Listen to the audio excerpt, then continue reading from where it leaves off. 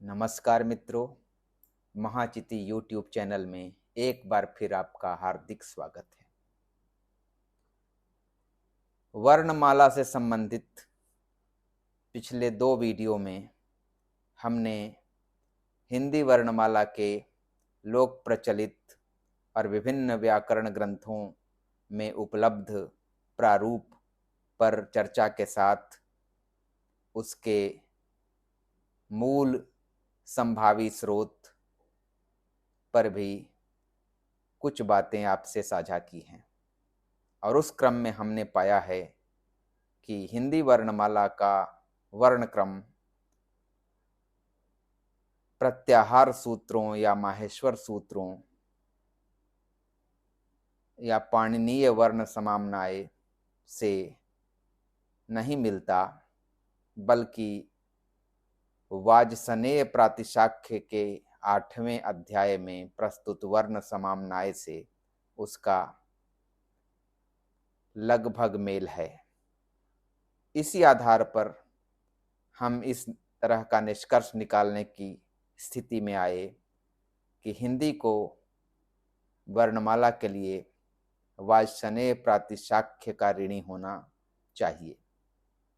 आज हम उपलब्ध हिंदी वर्णमाला की वैज्ञानिकता के बारे में विचार करते हैं। जैसा कि हमने पहले भी संकेत किया है, प्रत्याहार सूत्रों की वर्णमाला की अपूर्व वैज्ञानिकता के आगे हमें नतमस्तक होना चाहिए, लेकिन हिंदी को जो वर्तमान में वर्णमाला प्राप्त हुई है वह भी कम वैज्ञानिक क्रम में व्यवस्थित नहीं है। उच्चारण विज्ञान की सूक्ष्म परख का ही यह कमाल है। इसका स्थूल बाह्य क्रम आभ्यंतर प्रयत्नानुसार है तथा सूक्ष्म आभ्यंतर क्रम बाह्य प्रयत्न के अनुसार। हिंदी वर्णमाला की व्यवस्थागत विशेषताओं को संक्षेप में इस प्रकार हम सूत्रबद्ध कर सकते हैं।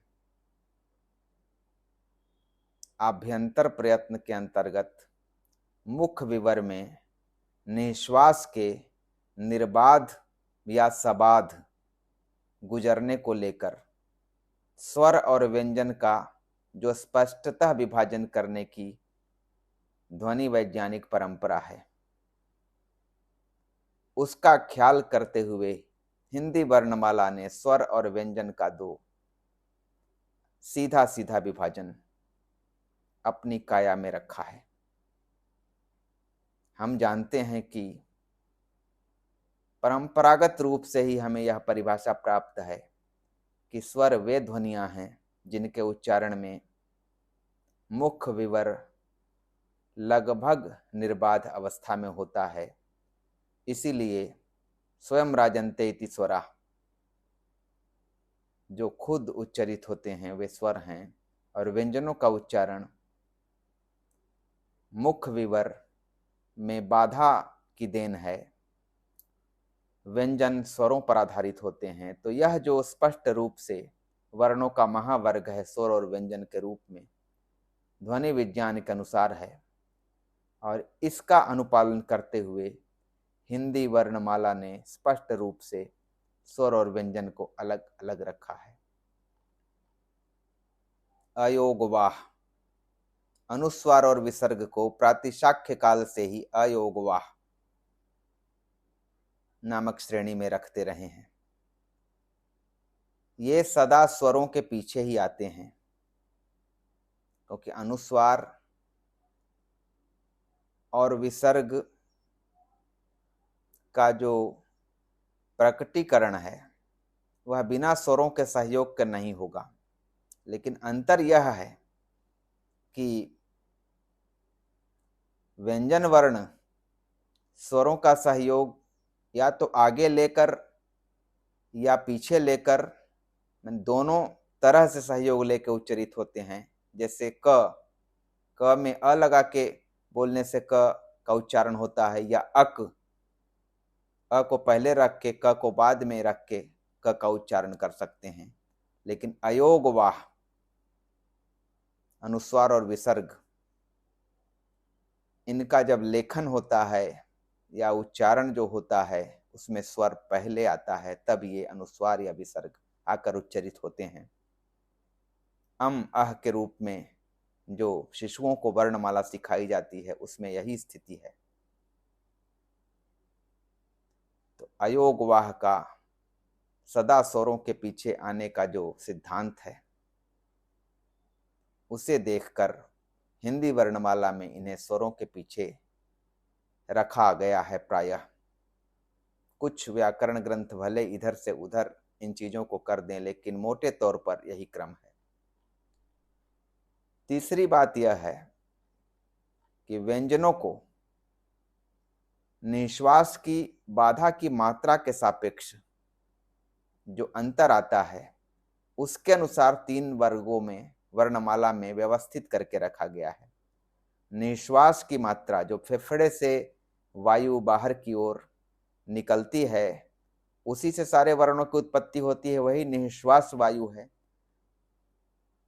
लेकिन उसकी जो बाधा होती है विभिन्न उच्चारण स्थलों या विभिन्न प्रयत्नों के अंतर्गत, उसे देख कर उस बाधा की जो सापेक्षिक मात्रा का अंतर है उसके आधार पर 3 प्रकार के व्यंजन वर्ण होते हैं: स्पर्श, अंतस्थ और ऊष्म। स्पर्श यानी जो स्पृष्ट प्रयत्न से उच्चरित है। अंतस्थ यानी जो प्राचीन भारतीय ध्वनि विज्ञान के अनुसार ईषत स्पृष्ट प्रयत्न से, यानी जो हल्का स्पर्श वाला जो प्रयत्न है उससे उच्चरित हो, तो अंतस्थ। और ऊष्म यानी जो ईषद विवृत प्रयत्न से, जिसमें मुख विवर में हल्का स्थान बचा रहे, स्पर्श न हो, लेकिन बहुत सकरा स्थान बचा रहे जिससे संघर्षण होता है, ईषद विवृत प्रयत्न प्राचीन ध्वनि विज्ञान में कहा गया है, तो ऊष्म। तो स्पर्श, अंतस्थ और ऊष्म, इन 3 प्रकार के जो व्यंजन वर्णों का संयोजन या व्यवस्थापन वर्णमाला में है वह उच्चारण विज्ञान के अनुसार है। चौथी बात यह है कि स्पर्श वर्णों में भी उच्चारण स्थानों को देखकर व्यवस्था हुई है। क वर्ग पहले कंठ से उच्चरित है, च वर्ग उसके बाद तालु से उच्चरित है, ट वर्ग उसके बाद मूर्धा से उच्चरित, त वर्ग उसके बाद दंत से उच्चरित और प वर्ग उसके बाद ओष्ठ से उच्चरित। इस क्रम में संयोजन हुआ है। तो उच्चारण अंगों का क्रम भी भीतर से बाहर की ओर यही है। पांचवी बात यह है कि 5 स्पर्श वर्गों में से हर एक वर्ग में वे वर्ण पहले रखे गए हैं जिनके उच्चारण में निश्वास केवल मुख से निकलता है, और वह वर्ण नासिक्य वर्ण यानी पंचम वर्ण बाद में रखा गया है, जिसके उच्चारण में निश्वास कुछ मात्रा में मुख से निकलने के बावजूद मुख्यतः नासिका विवर से ही निकलता है। छठी बात यह है कि हर स्पर्श वर्ग में अघोष वर्ण यानी प्रथम 2 वर्गीय वर्ण पहले रखे गए हैं, और सघोष वर्ण यानी अंतिम 3 वर्ण, और ट वर्ग में ड़ और ढ़ सहित अंतिम 5 वर्ण बाद में रखे गए हैं। 7वीं बात यह है कि वहां भी अघोष वर्णों का प्रथम वर्ण अल्प प्राण, द्वितीय वर्ण महाप्राण, सघोष में भी क्रम अल्प प्राण, महाप्राण, अल्प प्राण, इस तरह से विन्यास है। ट वर्ग में थोड़ी बात विशेष हो जाएगी क्योंकि उसमें हिंदी ने 2 ड़ और ढ़ नए वर्ण जोड़े हैं। ड का जो उत्क्षिप्त उच्चारण कहते हैं पश्चिमी भाषा विज्ञान के अनुसार ड़ हुआ, और ढ का उत्क्षिप्त उच्चारण ढ़ हुआ। सही में ड और ढ में कुछ मात्रा में दंत्यता के मिश्रण के कारण ये रूप बनते हैं। कई वैयाकरण ड़ और ढ़ को स्वतंत्र वर्ण नहीं मानते, लेकिन हम उन्हें मान के चल रहे हैं। तो ट वर्ग में ड के बाद ड़ भी अल्प प्राण है, फिर ढ के बाद ढ़ भी महाप्राण है। यह विशेष स्थिति ड़ और ढ़ को शामिल करने का परिणाम है। आठवीं बात यह है कि अंतस्थ के सारे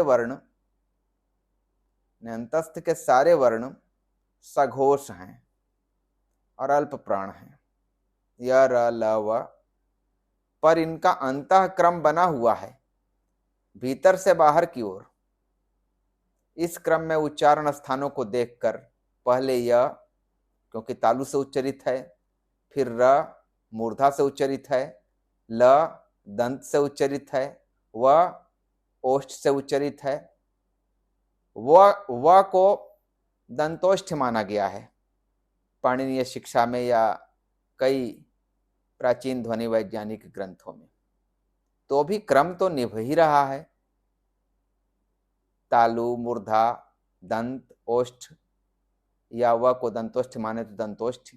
तो क्रम उच्चारण अंगों के अनुसार भीतर से बाहर की ओर। नौवीं बात यह है,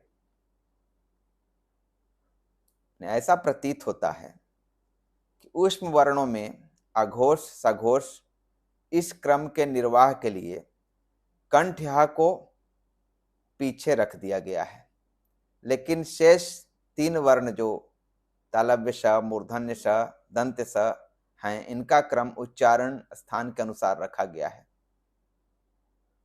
इस संदर्भ में एक बात और कही जा सकती है कि हिंदी में तो ह एक ही है, प्रत्याहार सूत्रों में दो ह, एक है वरट सूत्र का ह जो कि सघोष ह है, और एक अंतिम सूत्र हल का ह जो अघोष ह है। हिंदी में एक ही ह है। ऐसा लगता है कि हिंदी ने अंतस्थ वर्ग का यानी है वरट वाला जो ह है उसे लेकर उसे ऊष्म यानी श श सर हल वाले ह के स्थान पर डाल दिया है। इससे भी यह क्रमभंग हुआ है, कंठ ह को पीछे करना पड़ा। इसका सुधार चाहे तो एक और बेहतर वर्णमाला बना के हम कर सकते हैं, लेकिन उससे लोक मान्यता मिलेगी अथवा नहीं, यह एक बड़ा प्रश्न है। 10वीं बात यह है कि स्वरों में एकल स्वर यानी एक स्थानीय स्वर, जिन्हें मूल स्वर कहा जाता है, पहले आते हैं। जैसे अ, आ, ई, उ, री, और दीर्घ री को भी माने तो वो, और मिश्र स्वर यानी एकाधिक उच्चारण स्थानों से उच्चरित स्वर बाद में, जो 4 हैं हिंदी में, ए, ऐ, ओ, औ। अगली बात यह है कि एकल स्वरों में वास्तविक स्वर पहले हैं। वास्तविक स्वर का मतलब अ से उ तक, और अवास्तविक स्वर बाद में, मतलब जिन स्वरों में या जिस स्वर में व्यंजनांश मिले हुए हैं। हिंदी में केवल री, और कुछ लोग यदि दीर्घ री को भी माने तो पाणिनि के प्रत्याहार सूत्र में भी ऐ उण अ ई उ को एक सूत्र में रखा गया, और रील रिक री और री चूंकि अवास्तविक या काल्पनिक स्वर हैं, उनको अलग सूत्र में रखा गया है, ऐसा कहा जा सकता है। तो हिंदी में भी देखें तो अ से दीर्घ उ तक वास्तविक स्वर पहले, और री जो कि व्यंजनांश मिला हुआ अवास्तविक स्वर है वो बाद में। एकल स्वरों की व्यवस्था उच्चारण स्थान के क्रम से हुई है। जैसे अ आ कंठ हैं तो पहले, ई तालव्य हैं तो बाद में, उ ओष्ठ हैं तो बाद में, री मूर्धन्य इसलिए बाद में, मूर्धा के बाद ओष्ठ होता है। प्रस्तावित वर्णमाला क्रम में हम चाहें तो इसे सुधार के रख सकते हैं। तो थोड़ी सी कहीं कहीं असंगति प्रतीत हो रही है, लेकिन बहुत बड़े पैमाने पर ध्वनि विज्ञान या उच्चारण अंगों के क्रम का पालन इस वर्णमाला के संयोजन में हुआ है। इसके बाद 13वीं विशेषता यह है, वास्तविक या अवास्तविक स्वरों के हर जोड़े में ह्रस्व स्वर पहले, दीर्घ बाद में। जैसे अ पहले, आ बाद में, ई पहले, दीर्घ ई बाद में।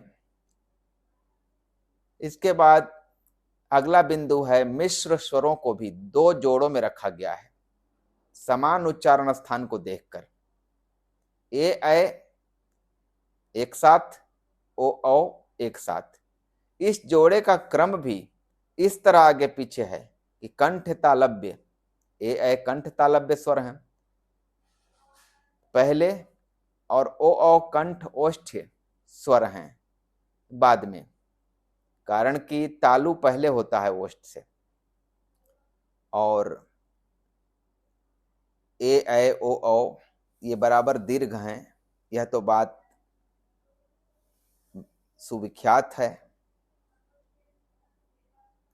अगला बिंदु यह है कि अयोगवाह में भी अल्प प्राण यानी अनुस्वार पहले है और महाप्राण यानी विसर्ग बाद में, यानी सघोष अनुस्वार पहले, अघोष विसर्ग बाद में। तो इस तरह से हिंदी को जो वर्णमाला उपलब्ध हुई है, चाहे उसका जो भी मूल स्रोत रहा हो, हमारे प्रयास के अनुसार वह तो वाजतनेय प्रातिशाख्य है, लेकिन हो सकता है किसी शोधकर्ता के लिए और कोई मूल स्रोत, उससे भी पुराना कोई मूल स्रोत मिल जाए। तो हिंदी की वर्णमाला बहुत वैज्ञानिक क्रम में व्यवस्थित है और इस वर्णमाला का प्रचलित नाम, लोक में प्रचलित नाम ककहरा भी है, यानी संस्कृत में जो ककाराह कह सकते हैं उसी का एक रूप। ककार से शुरू करने पर यह नाम तो सार्थक है, लेकिन अगर हम अ से शुरू कर रहे हैं तो ककहरा की जगह अकहरा कहा जा सकता था, लेकिन लोक इच्छा के आगे सारे बौद्धिक आयास धरे के धरे रह जाते हैं। भाषा में लोक ही प्रमाण है, भाषा एक लोक संपत्ति है, लौकिक व्यवस्था है, व्यक्तिगत नहीं। आज के वीडियो में इतना ही। जल्द ही किसी नए विषय पर कोई नया वीडियो लेकर मैं आपके समक्ष उपस्थित होऊंगा। तब तक के लिए नमस्कार।